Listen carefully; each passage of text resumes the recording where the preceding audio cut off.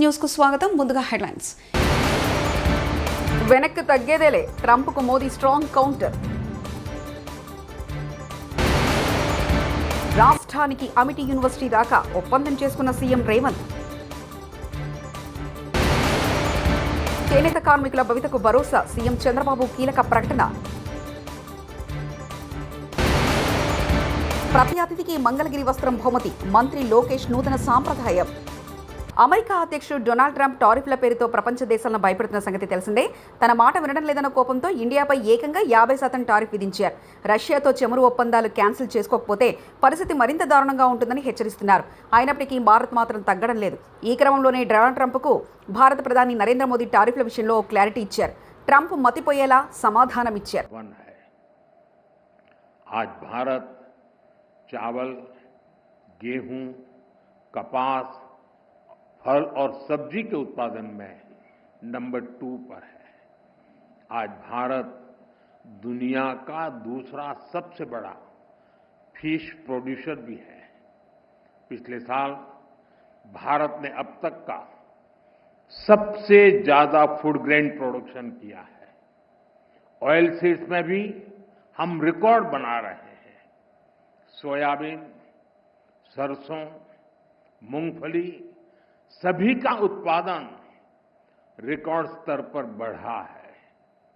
साथियों, हमारे लिए अपने किसानों का తెలంగాణ విద్యారంగ అభివృద్ధికి తమ వంతుగా సేవలు అందిస్తామని ముఖ్యమంత్రి రేవంత్ రెడ్డికి అమిటీ యూనివర్సిటీ ఛాన్సలర్ అతుల్ చౌహాన్ తెలిపారు. ఢిల్లీలోని సీఎం అధికారిక నివాసంలో ముఖ్యమంత్రి రేవంత్ రెడ్డిని అమిటీ యూనివర్సిటీ ఛాన్సలర్ అతుల్ చౌహాన్ కలిశారు. సభల్లో కేంద్ర ప్రభుత్వాన్ని, నరేంద్ర మోడీ గారిని మేము నిలదీస్తామని చెప్పి వారు మాకు అండగా నిలబడ్డారు. ఆ తర్వాత టాల్కటోరా స్టేడియంలో దేశం నలుమూలల నుంచి బలహీన వర్గాల ప్రతినిధులను, కాంగ్రెస్ వాదులందరినీ వేలాది మందిని పిలిపించి శ్రీ ఖర్గే గారు, శ్రీ రాహుల్ గాంధీ గారు ఒక అవగాహన సదస్సును నిర్వహించి దేశ స్థాయిలో 2026లో రాబోతున్న జనగణనలో కులగణన చేర్చడమే కాకుండా ఓబీసీ రిజర్వేషన్లను పెంచాల్సిన ఆవశ్యకతను రాహుల్ గాంధీ గారు, ఖర్గే గారు చేపట్టబోయే బాధ్యతలను సవివరంగా వాళ్ళు దేశం నలుమూలల నుంచి వచ్చిన శ్రేణులకు ఉద్దేశించి వారు ప్రసంగించడం జరిగింది. విస్పష్టంగా రాహుల్ గాంధీ గారు, మల్లికార్జున్ ఖర్గే గారు, శ్రీమతి సోనియా గాంధీ గారు పూర్తి స్థాయిలో ఓబీసీలకు అండగా నిలబడి 42% రిజర్వేషన్లను అమలు చేసే వరకు పోరాటం చేస్తామని ఆ సందర్భంగా వారు సందేశాన్ని ఇవ్వడం జరిగింది. ఆయన కేంద్ర ప్రభుత్వంలో కదలిక రాలేదు. అప్పుడు తెలంగాణ రాష్ట్ర ప్రభుత్వం, కాంగ్రెస్ పార్టీ నిర్ణయించుకున్నది, మేము గల్లీలో ఉండి మాట్లాడితే కుదరదు, ఢిల్లీలోనే మోడీ గారి మీద నిరసన కార్యక్రమాన్ని చేపట్టాలి అని తెలంగాణ రాష్ట్ర మంత్రివర్గము, పార్లమెంట్ సభ్యులు, శాసనమండలి సభ్యులు, శాసనసభ్యులు, వివిధ హోదాలలో ఉన్న కాంగ్రెస్ పార్టీ నాయకులు నలుమూలల తెలంగాణ నుంచి భారతీయ శక్తికి, సంస్కృతికి, సాంప్రదాయాలకు దశాబ్దాల క్రితమే ఖ్యాతిని తీసుకొచ్చింది మన చేనేత పరిశ్రమ అని ఆంధ్రప్రదేశ్ ముఖ్యమంత్రి నారా చంద్రబాబు నాయుడు అభివర్ణించారు. పొందూరు ఖద్దరు వస్త్రాలను గాంధీజీ సైతం మెచ్చుకున్నారని కొనియాడారు. తెలుగుదేశం పార్టీకి చేనేత వర్గానికి అవినాభావ సంబంధం ఉందని ఉద్ఘాటించారు. వ్యవసాయ తర్వాత ఎక్కువ మంది ఆధారపడి జీవించే సంస్థ చేనేత అని వ్యాఖ్యానించారు. తాము అధికారంలో ఉన్నా లేకపోయినా చేనేత కార్మికుల కోసం ఎన్నో పోరాటాలు చేశామని నొక్కి చెప్పారు. 110 కోట్ల చేనేత రుణాలు మాఫీ చేశారని ప్రకటించారు సీఎం చంద్రబాబు. మీ జీవన ప్రమాణాలు పెంచడానికి ఏమేం చేయాలనో అన్నీ చేస్తారని చెప్పి మీ అందరికి హామీ ఇస్తున్నా. థ్యాంక్ యూ అమ్మా. నమస్తే సార్, నా పేరు బోదాటి శ్రీనివాసరావు, మంగళగిరి రత్నాలచెరు నుంచి వచ్చాం సార్. మేము 33 సంవత్సరాల నుంచి పాత మొగ్గాల మీదే వర్క్ చేసుకుంటా ఉన్నాము. కొత్తగా మళ్ళీ ఏదన్నా డెవలప్మెంట్ పెరిగింది కాబట్టి మాకు ఏదన్నా కొత్తగా అవకాశం ఇస్తారని కోరుకుంటున్నాం సార్. అంటే ఏం చేస్తానంటావు? కొత్తగా మిషన్ ద్వారా అట్లా వస్తున్నాయి కదా, అట్లా ఏదన్నా అంటే పవర్ లూమ్స్కి వెళదామనా? కాదు సార్, మామూలుగా దీంట్లోనే స్టాండ్ మొగ్గం మీద మిషన్లు అవన్నీ వస్తున్నాయి కదా సార్. ఓకే, దాని గురించి సార్. నువ్వు ఆధునీకరణ ఇప్పుడే నేను చూశాను, కొంతవరకు ఇక్కడ చేశారు.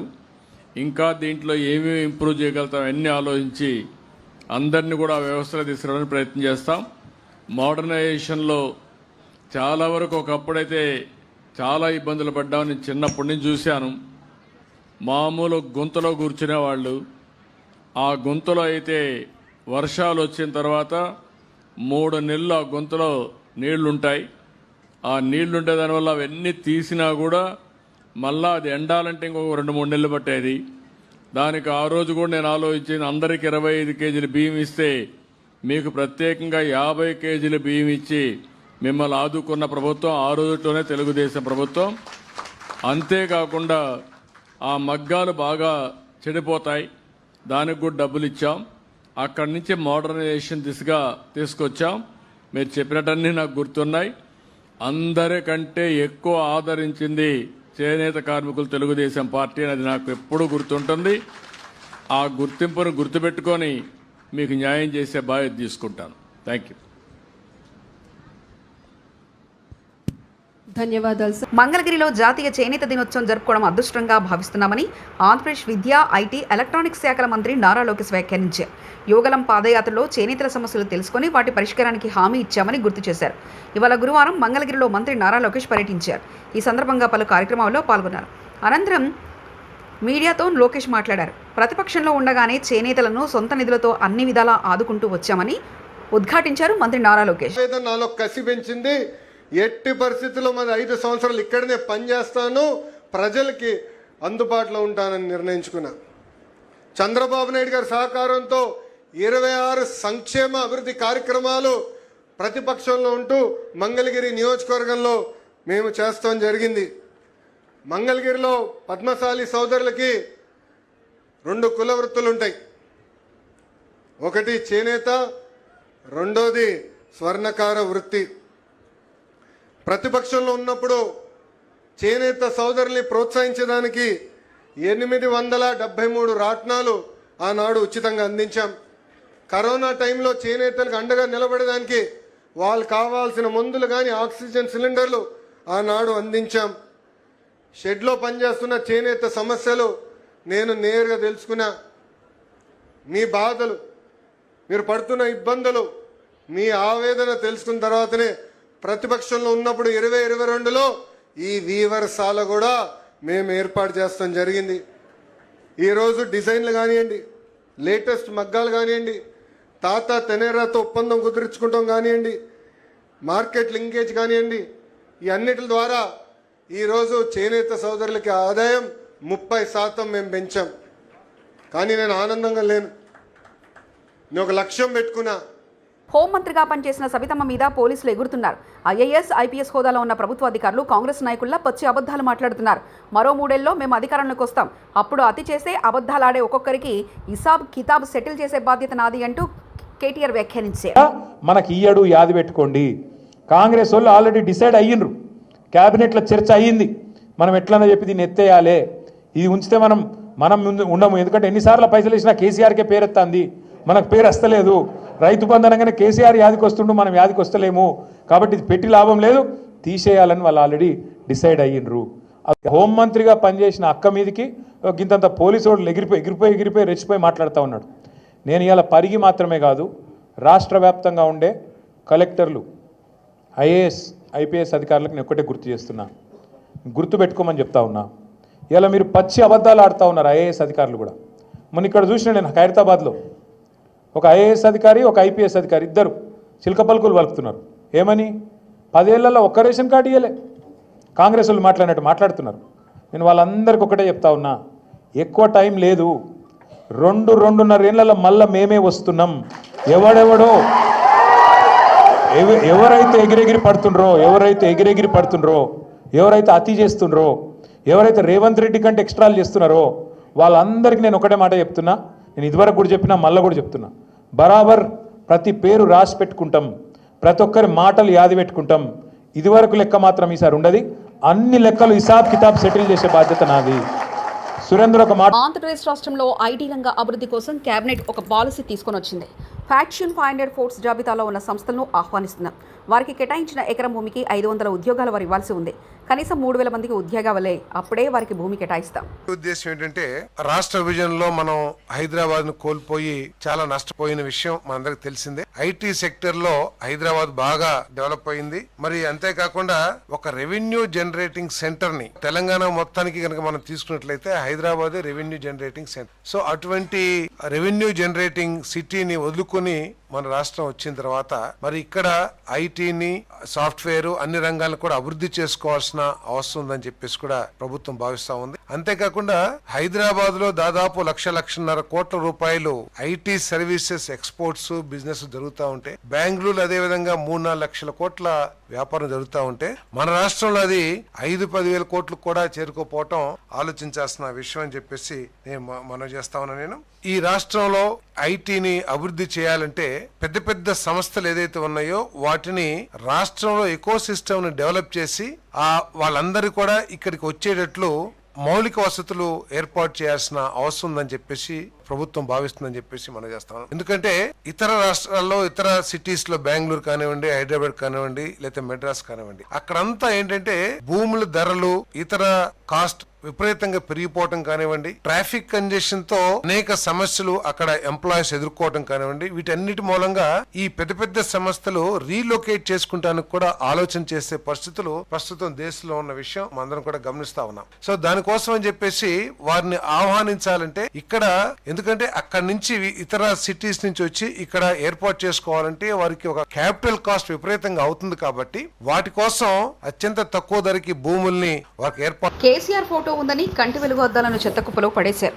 వికారాబాద్ జిల్లా కొత్తగడి దగ్గర చెత్తలో కంటి వెలుగు అద్దాలు. బీఆర్ఎస్ ప్రభుత్వ హయాంలో పేద ప్రజలకు కంటి వెలుగు ద్వారా ఉచితంగా సరఫరా చేసిన అద్దాల మీద కేవలం కేసీఆర్ ఫోటో ఉందని, దీంతో గత ప్రభుత్వ ఆనవాలు కనబడొద్దని రేవంత్ రెడ్డి చెప్పడంతో వాటిని చెత్తకుప్పలో పడేశారు అధికారులు.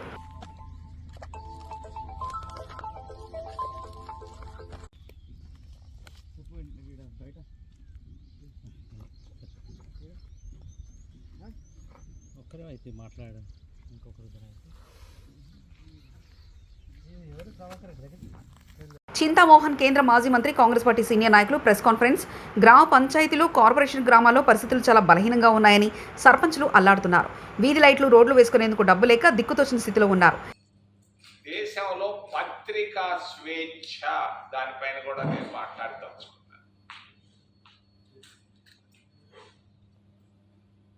గ్రామాల్లో పరిస్థితులు చాలా బలహీనంగా ఉన్నాయి. సర్పంచులు అల్లాడుతున్నారు నిధులు లేక. బల్బు మార్చుకోవాలన్నా కూడా నిధులు లేవు, రోడ్డు వేసేదానికి అసలు లేవు.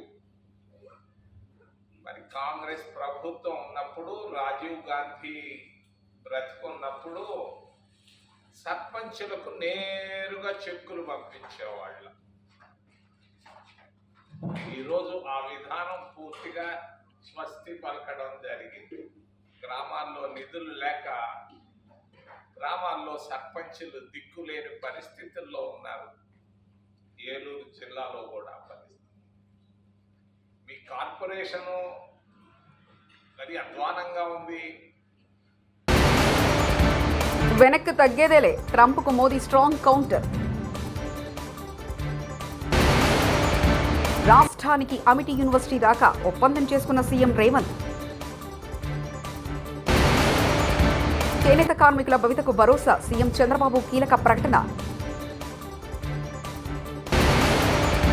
ప్రతి అతిథికి మంగళగిరి వస్త్రం బహుమతి, మంత్రి లోకేష్ నూతన సాంప్రదాయం. ఇవి బులెటిన్ విశేషాలు.